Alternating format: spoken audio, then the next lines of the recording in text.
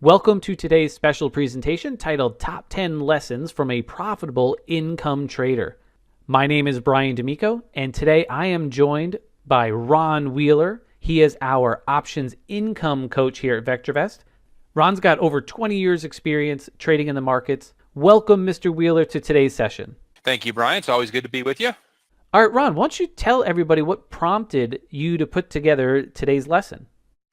Well, Brian, in teaching trading now over 20 years, I've been trading personally for 22, but in teaching for 20 years, I've come across a lot of common issues that traders, investors, they all have in common, and it really prevents them from being a good, consistent, profitable income trader. So I want to share those with you today. Great. So what do you say we just jump right into it? Let's do it. All right, lesson number one is accept it. Not all are winners. Now, Ron, you do a lot of high probability options trades, which typically have winners around like 70 to 90% of the time. In fact, you taught me that system too. And one of the toughest parts for me was to have a whole bunch of winners in a row, because with such a high percentage of winning trades, there's times where you're going to have a bunch of winners in a row. Then when there was a losing trade or a trade that would go against me, I'd start to feel, oh man, I can't have a loser. Something must be going wrong here. So if you're winning at such a high rate, how do you overcome that feeling? Or what can you tell people about, this lesson number one of accept it, not all are going to be winners? This is where you really have to rely on the historical results of your trade. You're right. Not all trades are going to be winners. There's always going to be an acceptable level of loss. And the only way you can really overcome that is, number one, again, you have to have the testing of the system to verify that even in years where you've looked at the market, it hasn't been a big uptrend or it hasn't been a great downtrend, there's been a period of volatility, that even during those times, there still is a majority of winners versus losers. I know for me personally, Ron, I had several winning trades in a row, and it basically, when one would start to go against me, I'd start to have that feeling like, oh, let me fudge the rules a little bit. Let me give it another day. Or if it actually needed to be closed, I'd say, oh, well, let me see what happens tomorrow. And then a losing trade started to turn into a bigger loser. What does somebody do to prevent that? Do they just just make sure they follow the rules, or how do they overcome that? Following the rules is really the key to any good trade system. You can't get consistency if you're changing rules, if you're changing money management, if you're changing trade identification in the middle. This is an example here of our benchmark SPX system where we trade SPX options. And you can even see this was 2016, and 2017 was very, very similar to what we saw in 2016. Even during a year where we're always into profits, you have losing trades. You're going to have drawdowns. Not every trade is going to work in your favor. The key is when you have those losing trades, you have to accept it. You don't want to hold on to them. You don't want to give it one more day. Just simply follow the system, follow the consistent rules. Now, that's some great advice there, Ron. All right, well, let's move right into lesson number two. And this one is don't wait until it's too late to act. And I remember this one very vividly, Ron. You actually phrased it to me as you can't bring a dead body back to life, or you can't bring a corpse back to life. And even though it's a little bit morbid, why don't you tell everybody what you mean by this lesson of not waiting until it's too late to act? Exactly, Brian. I do apologize for that description. Sometimes my trader tongue or my trader language gets the best of me. This is an example of a trade that we looked at late last year. This is Goldman Sachs, and you can kind of see that really over the last 6-7 months of 2018, Goldman Sachs had been selling off very, very well. So towards the end of December, we decided to do a spread on this, a credit spread. We sold a 175 call and we purchased a 180S protection. Now, over the course of the next few days, and if you all remember what happened in December and January of last year, towards the beginning of January, that trade started to turn. And I look at the trade right now, we're probably about 6 or 7 days into the trade. We went from a place where it was at maybe 165, fell down to 150. Maybe we haven't gotten profits. Now that stock has turned around and it's approaching that 175 price. This is where you have to start taking action on the stock. When I say action, I mean you can mitigate the trade, you can do an adjustment on the trade, Or what we do, of course, is we place our stop right at that 175 price. What we don't want to do is get into a point where the market goes much, much further up. Here, now we're at $199 a share, and this is where if you don't follow a system, if you don't follow simple money management rules, I get the email, I get the call, Ron, my Goldman Sachs trade is traded up to $200. What do I do now? Nothing. It's too late. You can't revive this trade. It's gone way too far against you. You needed to take action. You had 2 weeks to take action as that trade started to turn against you. It's very, very similar to those of you that buy stocks. You don't buy a stock at $100 a share and let it go down to 20. You keep a stop in place. Very, very similar to what we do as an income trader. All right, why don't I bring us right into lesson 3? Lesson 3 is simply don't force it. You are not going to have a trade every single day, every single hour. What we do as income traders, we look for the best of the best. Now, I don't want you to worry. It's not going to be a point where you're not going to be trading for 2-3 months, 2-3 weeks, 2-3 days at a time. But take some of that advice that we talk about in our other strategies of the week. And at VectorVest, we talk about things like heating the color guard. If I'm bullish and the color guard is yellow or red, it may not be the best place to place a bullish trade. Or if the color guard is green and I'm looking for a bearish trade, it's not the best day to do a bearish trade. We don't force trades because forcing a trade ultimately leads you to mistakes. And things like, I need to make money, I've got to make my income. Things like that force you to take trades that would otherwise be maybe too risky in money, or maybe the graph pattern is not exactly what we need it. We simply don't want to force trades when the market is not right. You know, Brian, one of the things that always has served me well as a trader is, and this was something taught to me way back 22 years ago, if you look at a trade, whether it's a graph or whether it's for what I do as an options trader, and I look at a risk graph, and my first impression is, well, that's a good sign that you probably shouldn't be taking that trade. Your first reaction should be excitement. Oh, this chart looks great. This graph looks perfect. This risk is fantastic. The possible rewards are great. If your first reaction is, well, it's probably not a good trade for you to take. Yeah, and it makes me think that when we teach people to look back at their trades, they should be able to look back at if a trade doesn't work out, kind of going back to what you were saying on a previous lesson. If on a trades that don't work out, they should be able to look back at that trade and be like, you know what? If I were to do it all over again, I'd do the same thing. I followed all the rules. I wouldn't change a thing about my entry. Everything was right. It just didn't work out.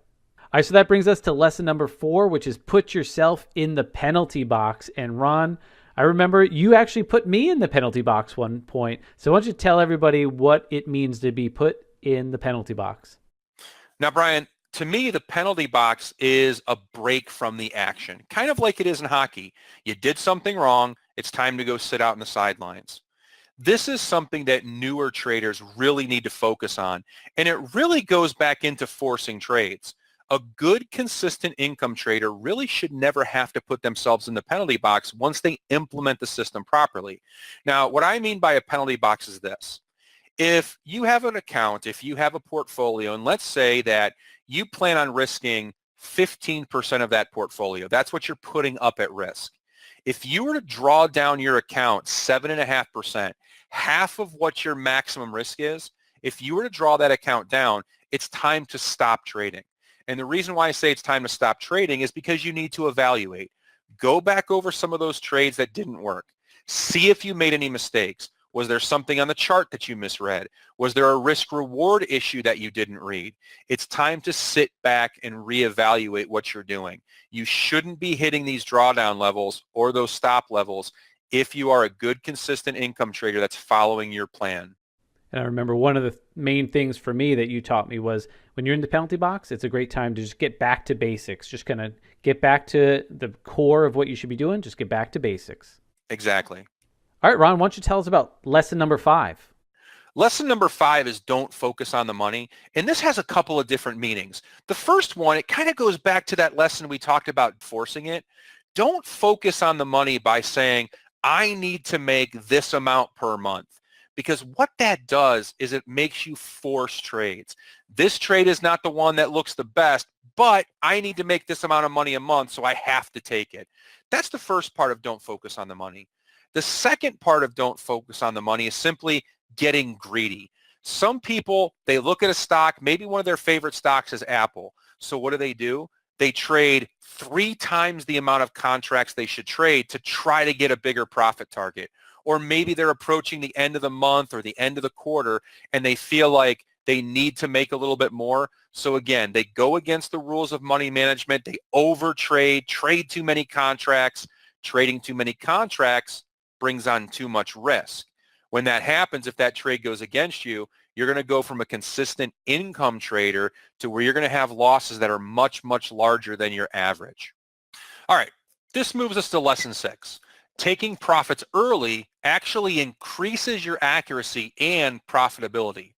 Let me show you an example of this. This is a trade that I've placed in the past on Adobe. And what you're seeing here, if you're not familiar with the risk graph, you look on the far right, you see this trade had a $140 credit. That means that I would prefer to make $70 on this trade. Don't be greedy. You don't want to go for max profit of 140. We cut the trade early at $70 in profit. And if you follow that dotted line, you'll see why. In order for you to get 50% profitable on Adobe, the stock only has to move up $9 a share. In order for you to take all 100% or $140 profit on Adobe, the stock actually has to move up over $30 more a share. In fact, you are better off exiting this trade at 50%. If you still like Adobe and you're still bullish on the stock, we can re-enter a brand new trade. The first 50% is the easiest and it requires the least amount of a stock move. Waiting for those full profits leaves your trade open to a market reversal, and historically testing has proven waiting for a full 100% profit on your trades leads to less accuracy on the trades and also larger losses. Good stuff, Ron. We just go right into lesson number 7. Lesson number 7 is don't overexpose yourself. You know, when I was a kid, my parents loved to go to Atlantic City, and I was lucky enough to go with them a lot of times. And I'll be honest with you, I loved being out there. I loved all the casinos, and maybe that's part of why I do what I do now, except I don't refer to this as gambling.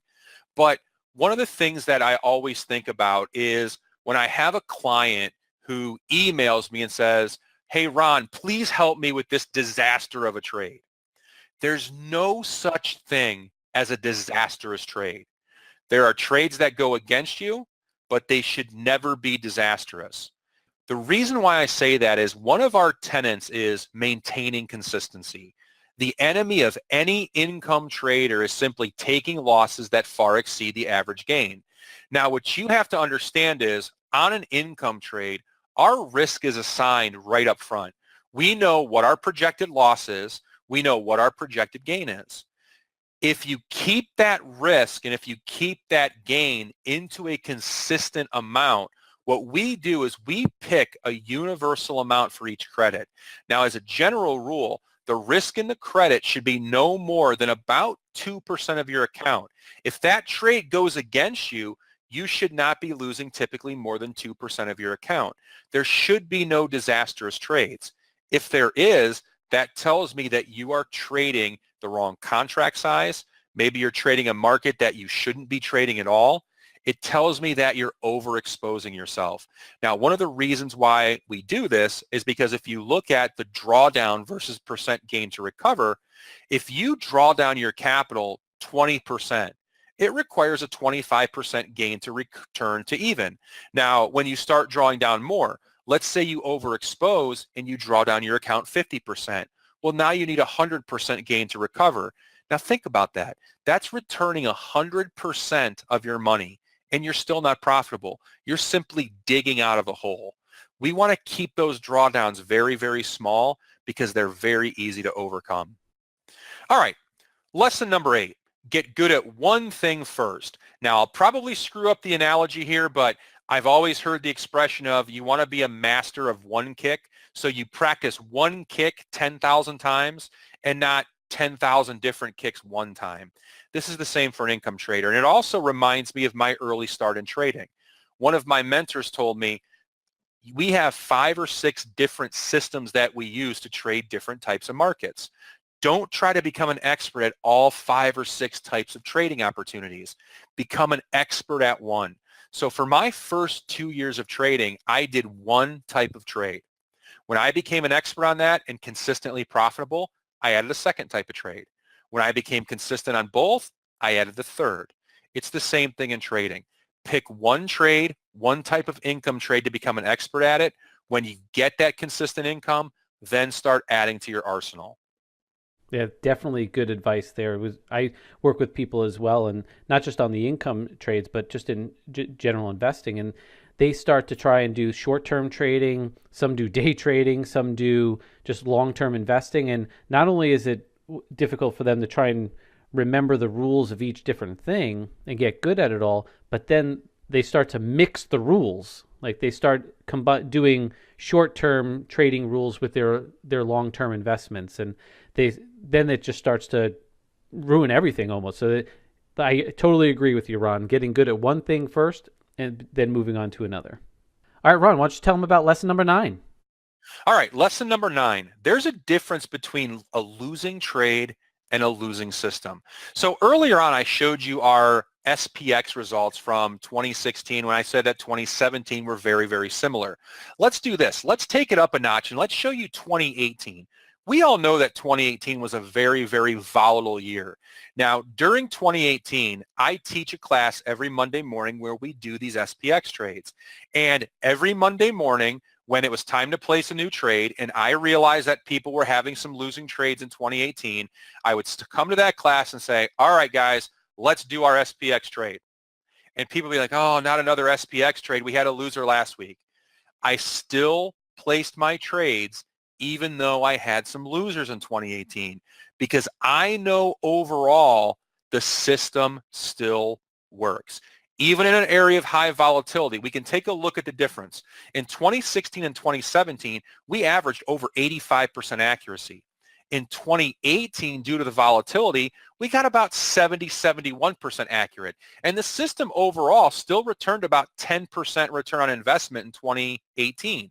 Now, if you look at the results, we did have a time from, April into July where we had a steady stream into a drawdown. But even when you look at that drawdown, we had ticks up.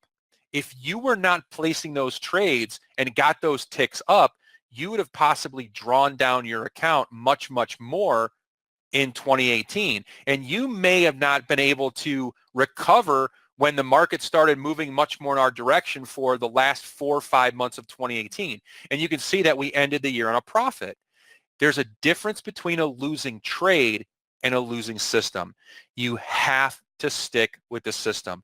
And even if you go back to 2016 and 2017, I remember vividly in the summer months of 2016, I had new traders placing trades on the S&P. Right out of the gate, they lost. Well, as a trader who had traded every single trade in 2016 and 2017, I had the familiarity with the system. I had the confidence, and I could say, listen, you had a losing trade. You're not going to have all winners. You got to keep on doing the system. This is how you get consistent results year over year. Yeah, in case you guys were wondering why we had a picture of a baby on the screen, the old saying, don't throw the baby out with the bathwater. So it basically, if you had a losing trade, it doesn't mean you should just get rid of everything that's good about the system. There's might be something that doesn't go right in a losing trade. Don't scrap the whole system just because of one loser. Stick with it. It's a system that works.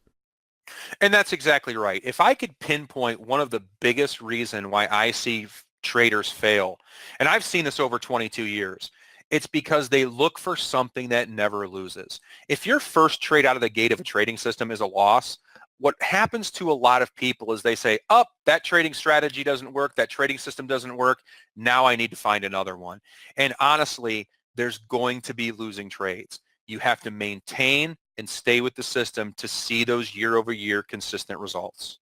And Ron, I think that might also be a byproduct of people who haven't been successful over the years, right? So they've tried something, they've tried another thing, and they haven't been consistent or successful. So then when they go to try something else, like you said, if the first thing out of the box is a loser, they might just be thinking, well, here we go again, and even though they might have stumbled upon the one thing that really does work, just because the first one is a loser, they scrap the whole thing. And exactly right. And one of the things, another thing that I think of here is one of my mentors when I first started trading. When I first started trading, I lost money. And I went to my mentor and said, I don't understand how this is not making money. I mean, we're using both the same systems. We're both using the same techniques. You're profitable and I'm not. And he took me aside. He looked at the system I was using, the indicators, the concepts I was using. He said, yeah, we're using the same thing. Why am I right and why are you wrong? He said, you need to figure it out because we're both using the same materials. There's something wrong with how you are interpreting this. And I will tell you, using that same system, I became a profitable trader once I went back, and this is where some of the prior rules come in. After I put myself in the penalty box, assessed what I did wrong, it wasn't the system that was the problem. It was the trader. Once I figured out my mistakes, once I figured out what I was doing wrong, I used that same system to become a profitable trader. Well, I think that leads us right into lesson number 10, Ron, which is because you've talked about the system quite a bit. And lesson number 10 you've got here is follow your plan. So why don't you tell people all about what you mean there? And that's exactly right, Brian. Lesson number 10, follow your plan.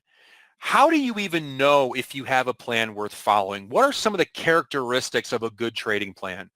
To me, number one, it's been tested. Do you have some testing that looks back and says, you know what, in 2016 and 2017 when the market was great, this thing returned great results. In 2018 with all the volatility, did it work?